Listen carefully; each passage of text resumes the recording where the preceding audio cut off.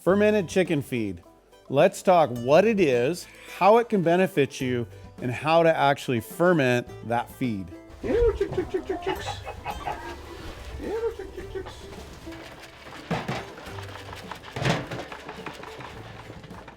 What are we talking about when we're talking about fermented chicken feed or animal feed or fermented anything for that matter? Fermentation in its simplest form is just a biochemical process, so it's both chemical and biological, in breaking down complex organic compounds into basically more simple elements.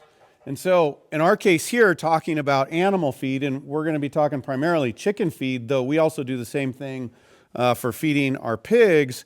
We're using the process of fermentation, which is going to use a yeast or a bacteria. In this case, we're talking lacto fermentation. So lactobacillus is one of the primary bacteria that's being utilized here to take these grains and break them down. Whole grains, they're very tough. They're made to last a very long time. That's why they're such a great food staple. They're great for storage. Those seeds have what's called phytic acid, amongst other things, that make them very hard to break down. And so most of your animal feeds are often ground up and formulated when you buy them from the store.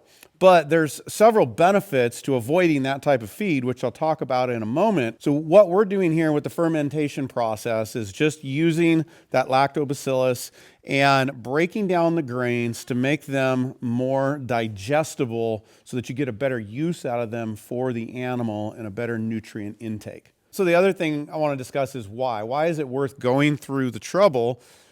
Which it's not a hard process, as you'll see in a minute, but it is a little more work than just grabbing some feed out of the bag and pouring it to your animals, right? So why is it worth that? Well, one of the main reasons is savings, money savings. Whole grains are much less expensive than pre-ground formulated grains. And so you can save a lot of money by buying these grains in whole. But as we just discussed, those grains are very hard to digest, so we want to soften them up in another way besides grinding, which you could do as well, but there's no need to go through that work. Most of us don't have the equipment to grind enough grain. And along with softening the grains, making it more available, the fermentation process actually adds probiotics and helps develop other vitamins and other nutrients to enrichen that feed. So you got a savings cost, and you're increasing the nutrient availability of your food. That is a great reason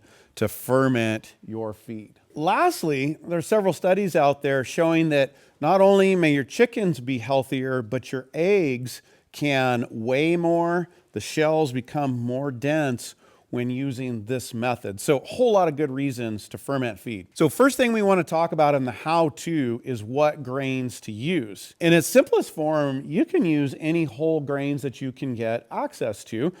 Common ones are oats, wheat, barley, corn, and then also peas are commonly available. So you can use any of those. You can use only one of those if you want, but I really like to see a diversity of nutrient that's just always good. Nature doesn't do monocultures. Animals don't generally just eat one specific type of food. I like to mix the grains up. And what we have here is just what we have access to, which is we've got some barley in this mix, we've got some oats in this mix, and we've got some peas in this mix right now. Sometimes we have wheat.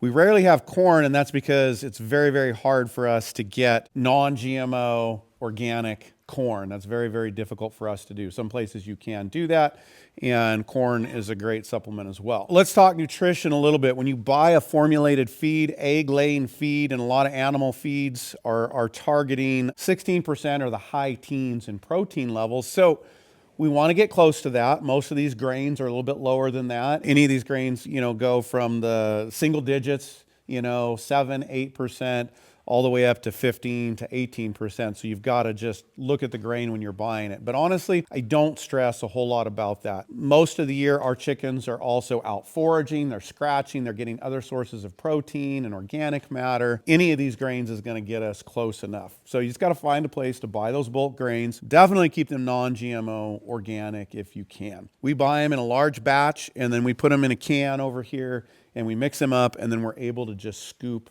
out of them into our buckets. To accomplish a fermentation process, it's water, grains, and you can add a little starter, which I'll talk about in a minute if you want, or you can just use water and grains. There is enough in the natural environment that it will get going. But if you want to kickstart it, a little bit of whey, a little bit of milk, yogurt, anything in there will help get that going. Essentially, we're just mixing grains and water and a little bit of starter, and that's going to start a fermentation process. You generally want to ferment anywhere from 2 to 5 days, and a lot of that just depends on temperature. The colder it is or the cooler it is, it may go a little bit slower.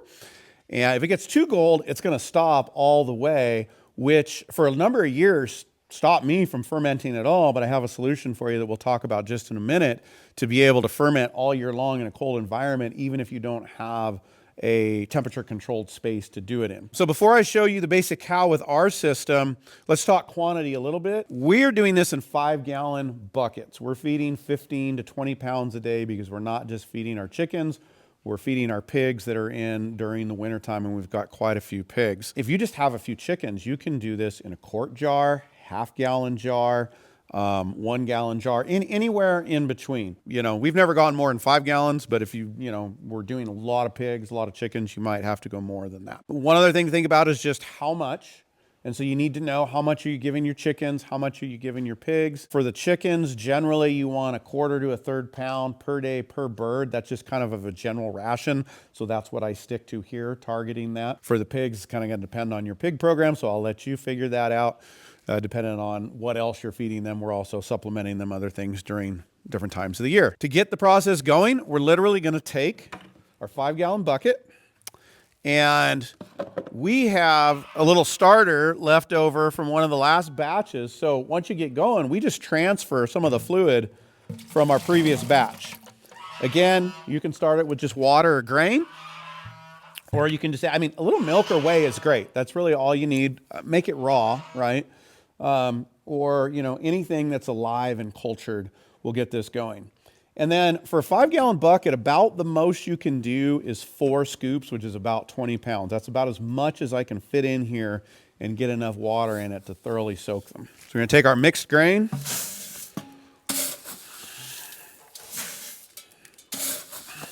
We don't need quite 4, so I'm going to do about 3.5 is getting us by. I've got a pig that I'm trying to put a little extra weight on. And then you add water. It takes you a little bit to figure out how much water. For my bucket here, I know I'm going to come up just a little over 3/4 full.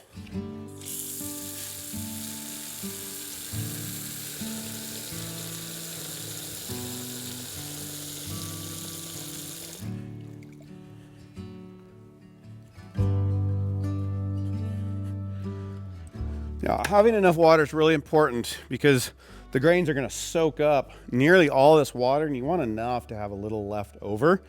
If it's dry, it's not going to ferment as much. It's not going to soak in fully to the grains, and so you're just not maximizing your effort and time. So better to have a little too much water than not enough. So you're just going to set your container in, good place, whatever's reasonable for you. Right now, this is our goat stanchion right now. We're not milking, so it's up off the ground. It's a little easier. And this is day 1. You can start it in the morning. You can start it in the evening, depending on how you're doing your chore routine. We're usually doing these in the morning. So this is going to sit. It's going to come over. And then the next day, we have, this one's been here for 2nd day now. And you let it soak. And then this is a 3rd day right here. And what we do is we feed out of this one when it's ready, and then we just move everything down. And after we fed this one, we fill it back up and we start the process all over again. Now, I want you to see what it should look like. You can see it's all bubbly, okay? And if you watch, you'll see the bubbles happening just a little bit.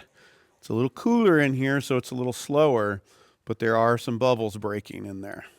Now, when it's warm, this is going to go fast. I always just go to 3 days and a little bit longer if I need to, but usually by the morning of the 3rd day, you're doing really, really well. As you can see, I can take my fingernail and push into that. It's soft, it's pliable.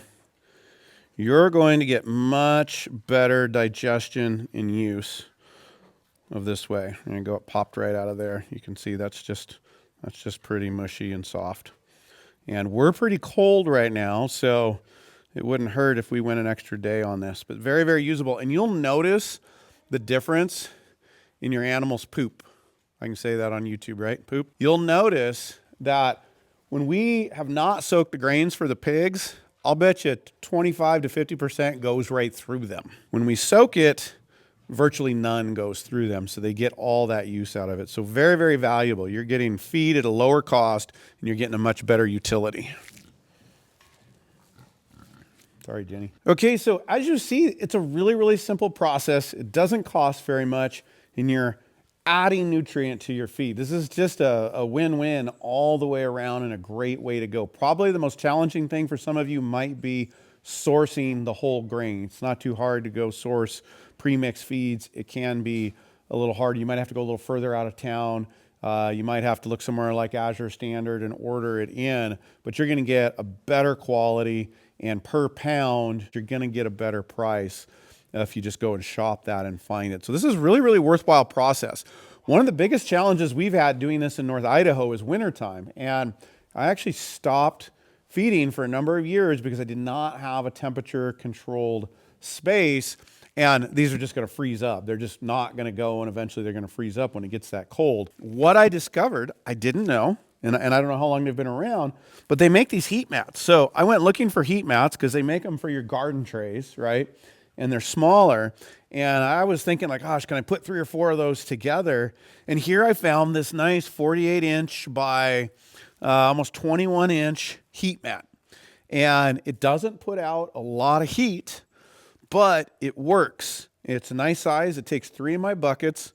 And then what I do is take a blanket and put a blanket over it, and that insulates it. And that alone has kept us fermenting into low 20s degree weather at night. Now, if you're really cold, I could see how you could build an insulated box for this